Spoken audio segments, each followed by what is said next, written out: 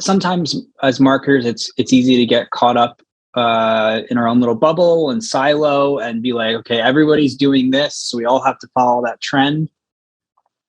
I think going back to teaching, that's something that's like another benefit for me as a marketer is learning from a different generation of folks accessing marketing for the first time or leveling up their marketing capabilities.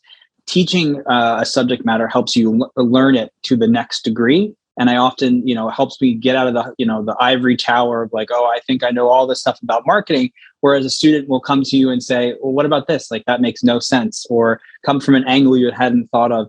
So that's been quite helpful in my own career. But I think it's important to be mindful of trends in marketing, but not to, say, okay, this works for the 3 big companies that everyone hears of. Let's just copy and paste.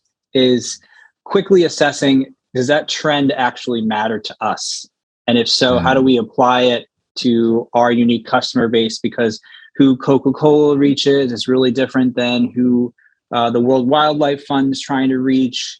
And if they both try to do the same exact thing, that's okay. It just has to be from with all their own considerations in mind. So I think trends are great, but think of them as like an entryway or a starting point into doing something impactful with marketing. But it's not, trends are great because it's there's less risk given that, okay, a couple of the organizations have found success here.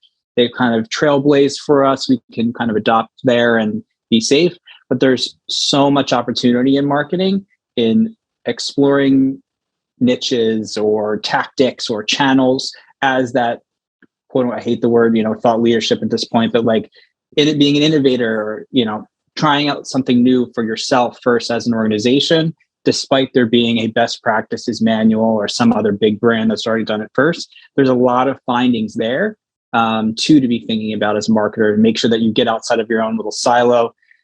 Also, though, there's limited time for many small to mid-sized businesses to do that level of experimentation. So that's why many of us, fall back on best practices, because there's less room for error. But yeah, so to get out of your own silo, make sure you're talking to a variety of people. Talk to your own customers. Talk to folks with different perspectives on marketing in and out of your sector.